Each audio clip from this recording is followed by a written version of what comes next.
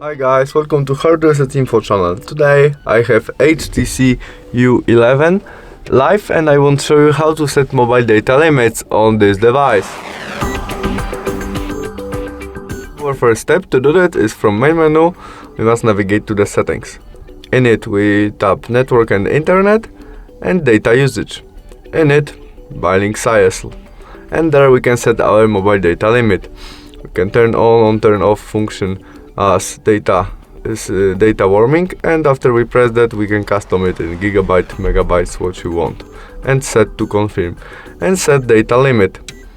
Confirm by OK, and there we can custom it again, gigabyte, megabyte, maybe 10 gigabytes we set and confirm set, and we can set a date of each month when our size start, maybe first day of each month. And that's all. Thanks for watching. Bye.